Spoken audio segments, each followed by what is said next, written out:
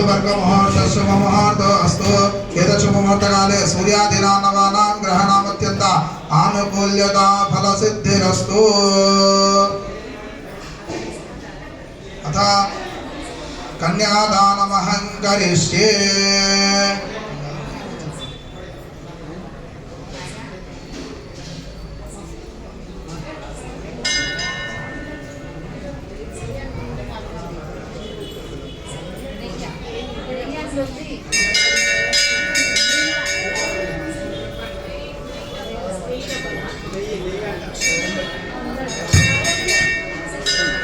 दानमहं करिष्ये।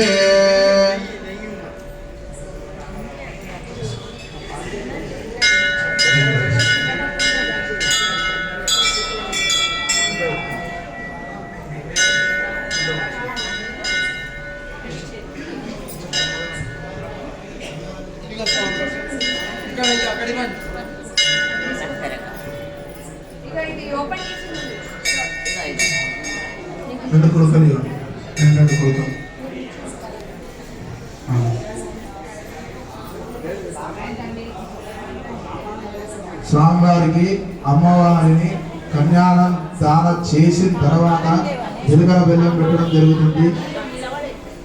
అందరి వివాహాల్లో జీలకర్ర బెల్లం పెట్టిన తర్వాత కన్యాదానం చేస్తారు.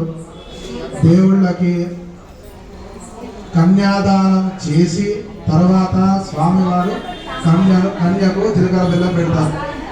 తన ఇంటికి అయిన తర్వాత తను జీలకర్ర బెల్లం పెట్టడం జరుగుతుంది.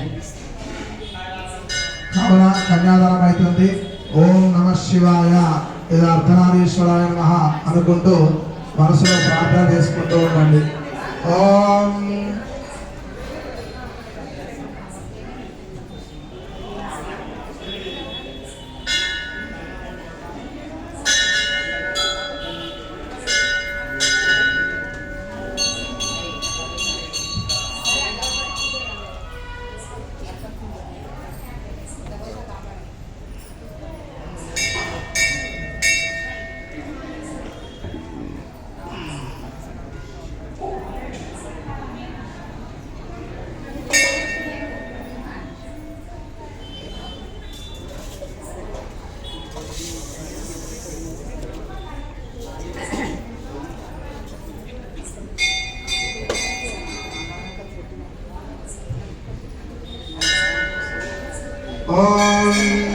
అయం మహాట శుభ మహాట అస్తు.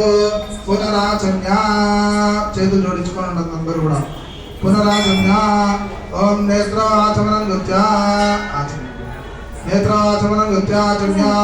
కేశవాయ నమః, నారాయణాయ నమః, మాధవాయ నమః, గోవిందాయ నమః, విష్ణవే నమః, మధుసూదనాయ నమః, త్రివిక్రమాయ నమః, వామనాయ నమః, శ్రీధరాయ నమః, విజయేంద్రాయ నమః, పద్మనాభాయ నమః, దామోదరాయ నమః, శ్రీకృష్ణాయ నమః, వాసుదేవాయ నమః, ప్రద్యుమ్నాయ నమః, అనిరుద్ధాయ నమః, పురుషోత్తమాయ నమః, దోషాయ నమః, నరసింహాయ నమః, సుధాయ నమః, జనార్దనాయ నమః, ఉపేంద్రాయ నమః, హరియే నమః, శ్రీకృష్ణాయ నమః, శ్రీకృష్ణ పరబ్రహ్మణే నమో నమః. పూర్వోక్త యోగ విశేషణ విశిష్టాయాం శుభదితో.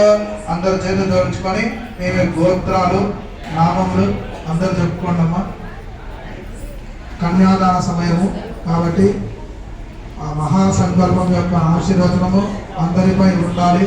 కన్యాదానం ఎందుకు చేస్తారంటే ఇటు 3 తరాలు అటు 3 తరాలు ఆశీర్వచనం ఉండాలని చెప్పేసి కన్యాదానం చేయడం జరుగుతుంది. కావున మంచిగా స్వామివారికి మనసులో ఉన్న కార్యక్రమము ఆ మనసులో ఉన్న సంకల్పము స్వామివారికి చెప్పి ఓం అర్ధనారీశ్వరాయ నమః అనుకుంటూ కూర్చోండి.